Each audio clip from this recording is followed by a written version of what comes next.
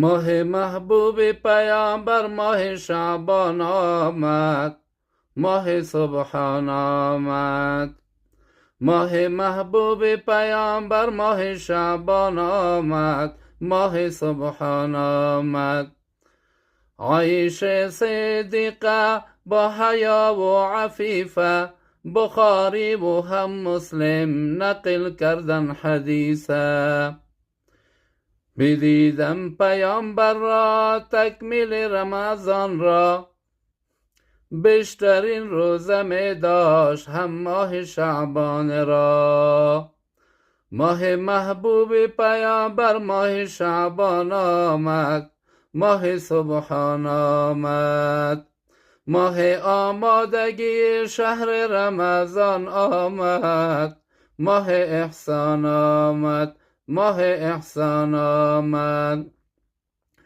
سوال نمود اسامه از رسول الله چنین، چرا در ماه شعبان روزه گیرن بیشترین؟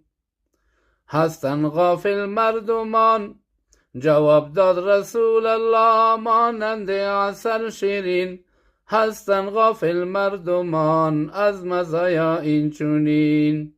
بین رجب رمضان غافل از آن مردمان، بالا برده می شود اعمال همه مایان.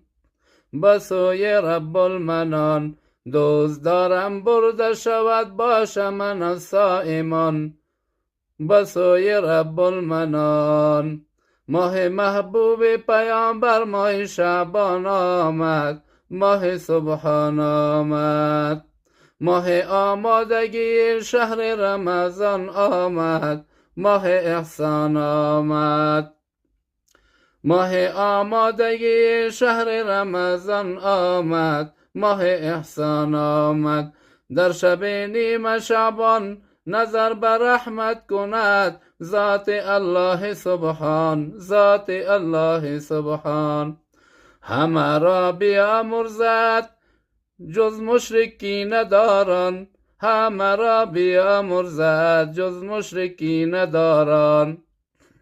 ماه غفلت زدایی پیام ماه شعبان، روزهای نفلی گیرید اجرش هست نزد سبحان. روزهای نفلی گیرید اجرش هست نزد سبحان.